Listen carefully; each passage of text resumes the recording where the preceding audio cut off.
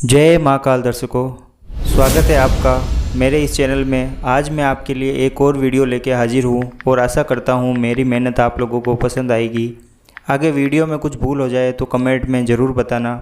इस वीडियो को बनाने में बहुत मेहनत लगती है, तो अगर आपको मेरा काम थोड़ा सा भी पसंद आता है तो प्लीज़ कमेंट, लाइक, शेयर और सब्सक्राइब ज़रूर करें चैनल को। तो चलिए शुरू करते हैं। ओमकारेश्वर मध्य प्रदेश के खंडवा जिले में नर्मदा नदी के बीच मंदाता नामक द्वीप पर है। ये भगवान शिव के 12 ज्योतिर्लिंगों में से एक है। सदियों पहले भील जनजाति ने इस जगह पर लोगों की बस्तियां बसाई और अब ये जगह अपनी भव्यता और इतिहास से प्रसिद्ध है। ये यहाँ के मोरटक्का गांव से लगभग 14 किलोमीटर दूर बसा है। ये द्वीप ओम के आकार में बना हुआ है। यहाँ 2 मंदिर स्थित हैं, ओमकारेश्वर और ममलेश्वर। ओमकारेश्वर का निर्माण नर्मदा नदी से स्वतः ही हुआ है। ये नदी भारत की पवित्रतम नदियों में से एक है। जिस ओमकार शब्द का उच्चारण सर्वप्रथम सृष्टिकर्ता विधाता के मुख से हुआ, वेद का पाठ इसके उच्चारण किए बिना नहीं होता है। इसमें 68 तीर्थ हैं। यहाँ 33 कोटि के देवी देवता परिवार सहित निवास करते हैं और 2 ज्योति स्वरूप लिंगों सहित 108 प्रभावशाली शिवलिंग है। मध्य प्रदेश में देश के प्रसिद्ध 12 ज्योतिर्लिंगों में से 2 ज्योतिर्लिंग विराजमान हैं। एक उज्जैन में बाबा महाकाल के रूप में और दूसरा ओमकारेश्वर में ओमकारेश्वर ममलेश्वर के रूप में विराजमान है।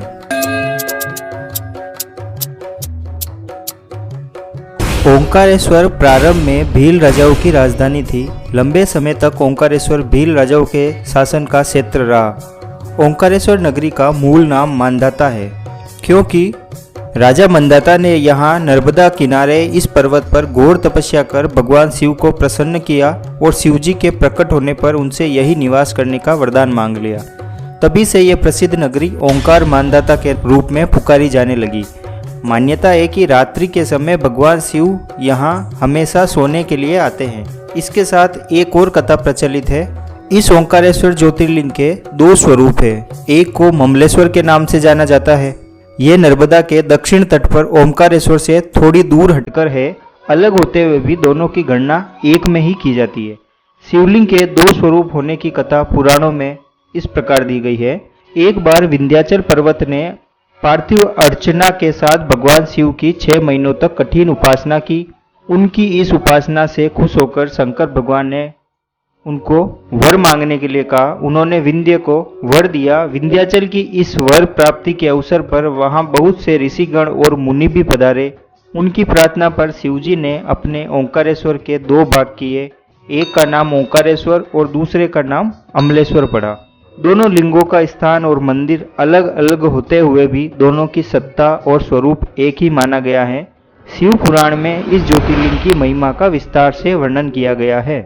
नर्मदा क्षेत्र में ओंकारेश्वर सर्वश्रेष्ठ तीर्थ है। शास्त्र मान्यता है कि कोई भी तीर्थयात्री देश के भले ही सारे तीर्थ कर ले, लेकिन जब तक वह ओंकारेश्वर आकर किए गए तीर्थों का जल लाकर यहाँ नहीं चढ़ाते, उनके सारे तीर्थ अधूरे माने जाते हैं। ओंकारेश्वर तीर्थ के साथ नर्मदा जी का भी विशेष महत्व है। शास्त्र मान्यता के अनुसार यमुना जी के 15 दिन का स्नान, गंगा जी में 7 दिन का स्नान जो फल प्रदान करता है, उतना पुण्य फल नर्मदा जी के दर्शन मात्र से ही प्राप्त हो जाता है। ओमकारेश्वर तीर्थ क्षेत्र में 24 अवतार, माता घाट, सीता वाटिका, दावड़ी कुंड, मार्कंडे शिला, मार्कंडे संन्यास आश्रम, अन्नपूर्णा आश्रम, विज्ञानशाला, बड़े हनुमान, खेड़ापति हनुमान, ओंकार मठ, माता आनंदमयी आश्रम, ऋण मुक्तेश्वर महादेव, गायत्री माता मंदिर, सिद्धनाथ गौरी सोमनाथ, आड़े हनुमान, माता वैष्णो देवी मंदिर, चांद सूरज दरवाजे, वीर खल्ला, विष्णु मंदिर, ब्रह्मेश्वर मंदिर, सेगांव के गजानन महाराज का मंदिर, काशी विश्वनाथ, नरसिंह टेकरी, कुबेरेश्वर महादेव, चंद्रमौलेश्वर महादेव के मंदिर वे भी दर्शनीय हैं। तो एक बार उनके दर्शन भी जरूर करें। चौसर पासे खेलने आते हैं शिव पार्वती। ऐसी मान्यता है कि रोज रात में भगवान शिव और पार्वती इस मंदिर में आते हैं और यहाँ चौसर पासे खेलते हैं। यही कारण है कि रात में मंदिर के गर्भगृह में ज्योतिर्लिंग के सामने रोज चौसर पासे की बिसात बिछाई जाती है। ये परंपरा मंदिर की स्थापना के समय से ही चली आ रही है। कई बार ऐसा भी हुआ है कि चौसर और पासे रात में रखे स्थान से हटकर सुबह दूसरी जगह मिले। ओंकारेश्वर शिव भगवान का अकेला ऐसा मंदिर है जहां रोज गुप्त आरती होती है। इस दौरान पुजारियों के अलावा कोई भी गर्भगृह में नहीं जा सकता। इसकी शुरुआत रात 8:30 बजे रुद्र अभिषेक से होती है। अभिषेक के बाद पुजारी पट बंद कर शयन आरती करते हैं। आरती के बाद पट खोले जाते हैं और चौसरपासे सजाकर फिर से पट बंद कर दिए जाते हैं। साल में एक बार शिवरात्रि के दिन चौसरपासे की पूरी बिसात बदल दी जाती है। इस दिन भगवान के लिए नए चौसरपासे लगाए जाते हैं।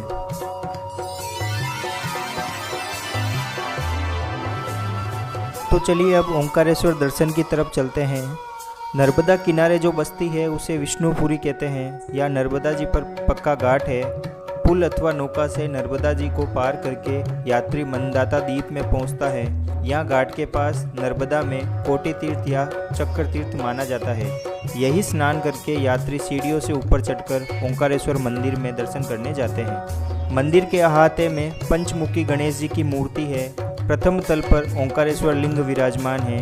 श्री ओंकारेश्वर का लिंग अनगढ़ है, मतलब उसको गढ़ा हुआ नहीं है। ये लिंग मंदिर के ठीक शिखर के नीचे न होकर एक और हटकर है। लिंग के चारों ओर जल भरा रहता है। मंदिर का द्वार छोटा सा है, ऐसा लगता है जैसे गुफा में जा रहे हैं। पास ही में पार्वती जी की मूर्ति है। ओंकारेश्वर मंदिर में सीढ़ियाँ चढ़कर दूसरी मंजिल पर जाने पर महाकालेश्वर लिंग के दर्शन होते हैं। तीसरी मंजिल पर सिद्धनाथ लिंग है। चौथी मंजिल पर गुप्तेश्वर लिंग है और पांचवी मंजिल पर ध्वजेश्वर लिंग है। मांधाता टापू में ओंकारेश्वर की 2 परिक्रमाएं होती है, एक छोटी और एक बड़ी। ओंकारेश्वर की यात्रा 3 दिन की मानी जाती है। इस 3 दिन की यात्रा में यहाँ के सभी तीर्थ आ जाते हैं। अमलेश्वर या ममलेश्वर ज्योतिर्लिंग। ममलेश्वर भी ज्योतिर्लिंग है। ममलेश्वर मंदिर अहिल्याबाई का बनवाया हुआ है। गायकवाड़ राज्य की ओर से निर्धारित किए हुए बहुत से ब्राह्मण यही पार्थिव पूजन करते रहते हैं।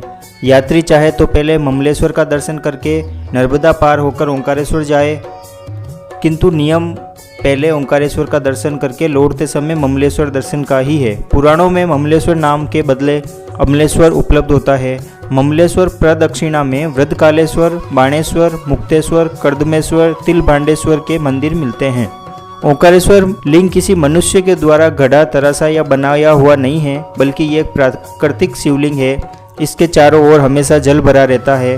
प्रायः किसी मंदिर में लिंग की स्थापना गर्भगृह के मध्य में की जाती है और उसके ठीक ऊपर शिखर होता है, किंतु ओंकारेश्वर लिंग मंदिर के गुंबद के ठीक नीचे नहीं है। इसकी एक विशेषता ये भी है कि मंदिर के ऊपरी शिखर पर भगवान महाकालेश्वर की मूर्ति लगी है।